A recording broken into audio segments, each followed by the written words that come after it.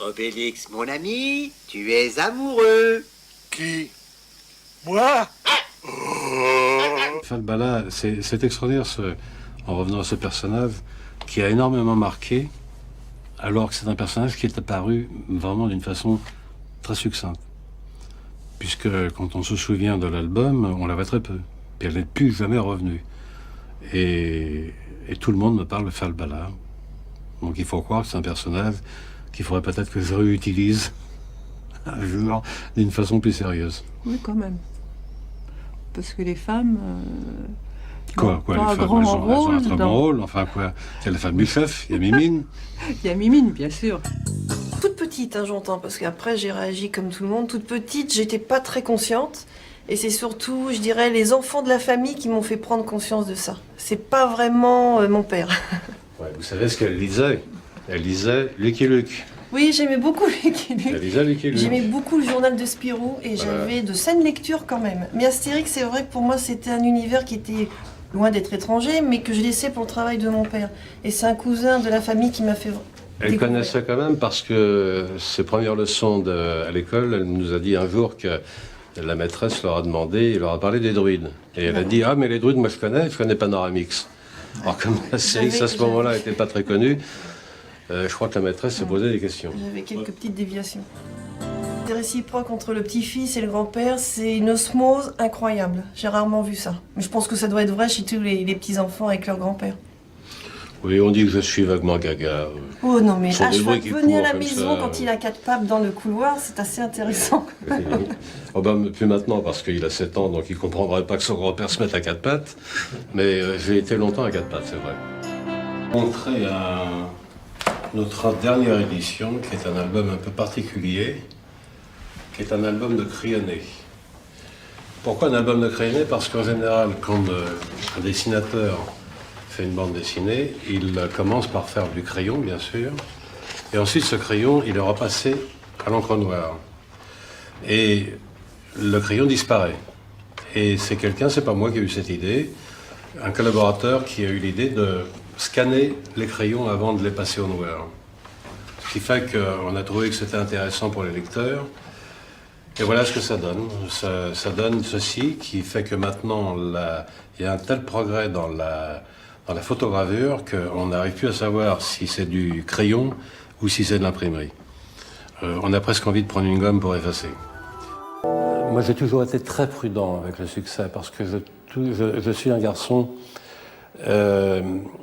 qui craint toujours de s'installer confortablement dans un succès, et on ne sait jamais un succès combien de temps il va durer. Et j'ai trop vu de gens qui étaient très imbus du succès qu'ils avaient, ne plus avoir de succès et d'être terriblement malheureux de ce renversement de situation. Et j'estime que dans le métier que nous faisons, qui est un métier qui est à la fois pour plaire au public, et pour plaire au public, il faut lui servir des choses qu'il aime. Si demain je fais un album qui ne plaît pas au public, il n'a aucune raison de continuer à me lire. Il peut très bien me lâcher comme ça. Donc, il faut avoir toujours la notion de ce succès qui peut s'arrêter du jour au lendemain. Retour à la Villa Gauloise, non loin de Lutèce. C'est ici que le maître... Bien, maintenant, puisque vous êtes là, je vais en profiter pour vous montrer mon mur d'or. Je dis mon mur d'or parce que, d'habitude, il est de coutume d'avoir un livre d'or. Et moi, j'ai préféré avoir un mur, c'est beaucoup plus pratique, c'est plus grand. Et là, vous voyez différentes signatures, de Calvi, Acernia, Fred, bref. Mais la plus importante de ces signatures, c'est celle-ci. Celle de René Goscinny, qui en 1973 m'a dessiné son personnage fétiche, qui était un détective américain à New York, et qui avait une particularité qui nous amusait tous, nous, dessinateurs, c'est que ce personnage courait toujours derrière ses voleurs. Parce que, pour une raison très simple, c'est qu'il ne savait pas dessiner d'automobile. Il avait horreur de ça, de tout ce qui était mécanique, ce qui fait que, son personnage courait. Voilà, vous avez évidemment tout de suite derrière Astérix et Sabon, pas besoin de vous le présenter. Et puis, Assurance X, le barde. qui lui a une particularité, il a un grand nez pointu. Bon. Ceci dit, il n'a pas que ça non plus. Il a une situation très particulière parce que, alors qu'il est barde, donc il doit chanter l'éloge des héros, mais il chante faux. Et comme il chante faux, personne ne veut l'écouter. Bonjour, Assurance Tourix. Bonjour, Van Mine. Et moi, je l'aime bien, mon barde. Je l'aime bien parce qu'il est malheureux. On lui fait des tas de trucs très, très méchants, comme le fait de l'attacher à un arbre quand tous les autres se goinfrent de rôtis, de sangliers, bien sûr. Et je trouve qu'il a bon caractère de rester dans ce village. Mais il y restera encore longtemps, j'en suis sûr. Aussi sûr qu'Astérix incarne la résistance créée par deux personnages, vous l'immigré italien, le juif argentin qui était Goscinny. Qui était d'origine de Pologne. Enfin, les parents étaient polonais. Mais oui, parce que nous, on est avant tout français. Lui et moi, on est nés en France. Moi, je suis né près de Reims. Lui était né à Paris. Et puis, par accident, son père, qui était ingénieur chimiste, a dû partir en Argentine. À l'âge de 2 ans, il a quitté Paris. Et il ne rêvait que d'une chose, c'était de retourner à Paris. Il a fait ses études dans le lycée français de Buenos Aires, des études très brillantes. Et puis, à la mort de son père, il a dû aller travailler aux États-Unis. C'est là où il a rencontré des gens du métier, où il a pu s'informer de ce qu'était le métier aux États-Unis. Et nous devions le rejoindre avec Jean-Michel Charlier, avec qui j'ai fait une série qui s'appelait Tanguy et la Verdure, parce que nous voulions aller, comme beaucoup, vivre aux États-Unis. On croyait que c'était le pays de la bande dessinée. C'était l'influence de Walt Disney, bien sûr. L'influence de Walt Disney, chez qui on aurait voulu être reconnu. Malheureusement, lui ne nous connaissait pas. Et puis, il s'en est bien passé d'ailleurs. Puis voilà, et on a failli partir. D'ailleurs, quand j'ai connu celle qui deviendra mon épouse, je suis allé demander la main de sa fille à ce monsieur. Et il m'a dit, quand voulez-vous vous marier? Je lui ai dit, pas tout de suite, parce que nous partons pour 3 ans aux États-Unis. Il m'a répondu, monsieur, on verra les choses quand vous reviendrez. Et je ne suis pas parti, et heureusement, je serai certainement en train de travailler encore sur les quais de New York pour payer mon billet de retour.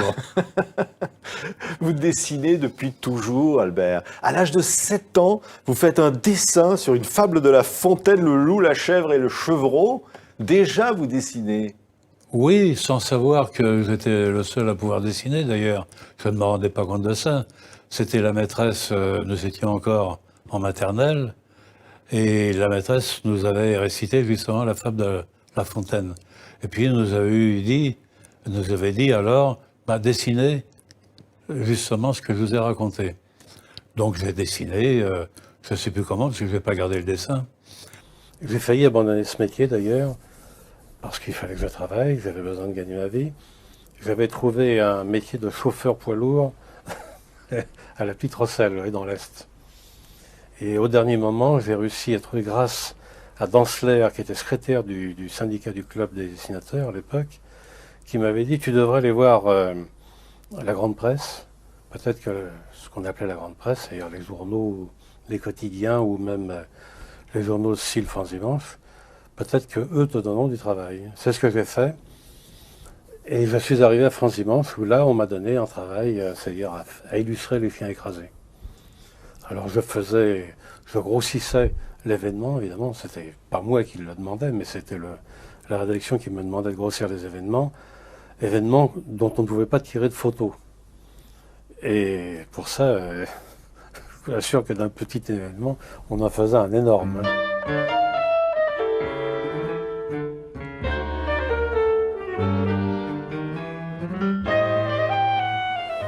Et puis un jour est arrivé chez moi un monsieur, Yvan Cheron, qui était un Belge qui avait une agence de presse à Bruxelles.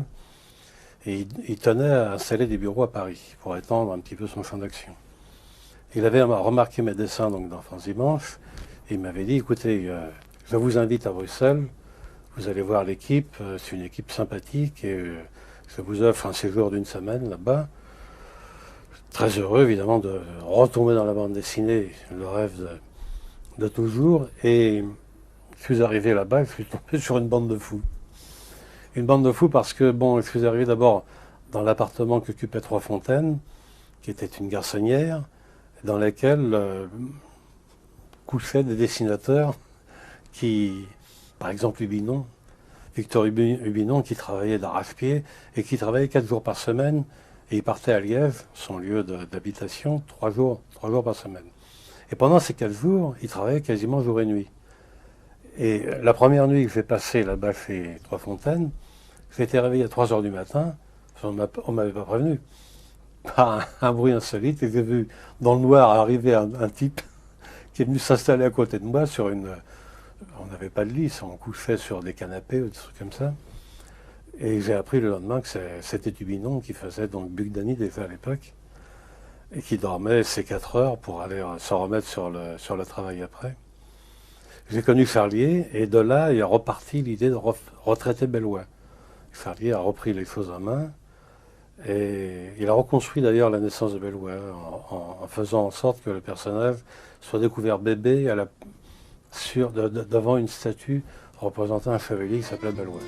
Il faut que ce soit, là aussi, il faut que ça soit une adaptation d'une bande dessinée. Il faut que le texte s'adapte à la forme cinématographique, qui est tout un art, qui est un art un peu différent de la bande dessinée, et qui fait que ça demande à être retraduit différemment.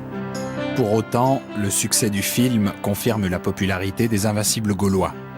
Christian Clavier, alias Astérix, et Gérard Depardieu dans le rôle d'Obélix font un tabac au box-office en France.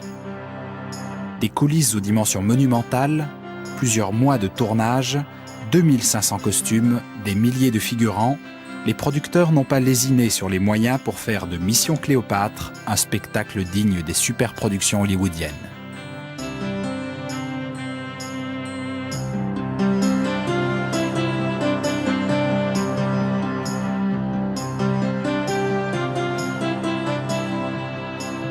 Le fils d'un producteur qui connaissait bien, un fils d'un producteur connu en France, le fils de Claude Berry, puisqu'il faut donner son nom, lui, il connaissait parfaitement Astérix.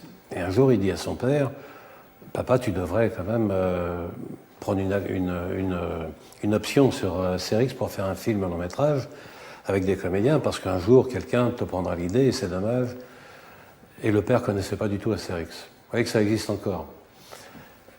Alors il s'est informé, il a été très impressionné par les chiffres de vente, aussi bien en France qu'en Allemagne, que dans certains autres pays. Et il a fait le plus gros budget de tous les films français qui ont existé jusqu'à présent. Il a pas menti, aussi bien le premier que le deuxième. Je souhaitais évidemment qu'il y ait des comédiens qui me paraissaient aptes à faire les rôles.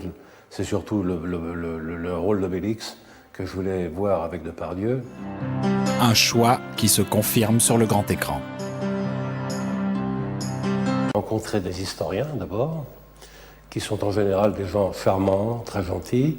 J'ai dîné un soir avec 8 ou 9 grands historiens, qui sont des gens très gais, très amusants, bien que venant de la Sorbonne, étant professeur dans des grands lycées, je m'attendais, moi, à avoir des gens très sérieux, et je me faisais tout petit, parce que je me disais, comment ils vont m'accueillir? Eh bien, ils accueillent très bien, ils sont absolument aimables. Sauf que le dernier en date, que je ne connais pas, mais qui a écrit un livre, qui vient de sortir d'ailleurs, et qu'on vient de m'offrir, et qui s'appelle « Partout Tatis ». J'arrive à rigoler tout seul en lisant des gags que j'avais un peu oubliés. Et je suis bon public avec le travail qu'on a fait. Il faut dire que si j'avais relu ça avant-hier, évidemment, ça partirait moins. Mais bon, après, disons, 50 ans, si on parle des premiers, 50 ans en arrière, ça fait drôle de pouvoir relire quelque chose qu'on a dans son subconscient, mais qu'on n'a plus dans le détail, quoi, bien sûr.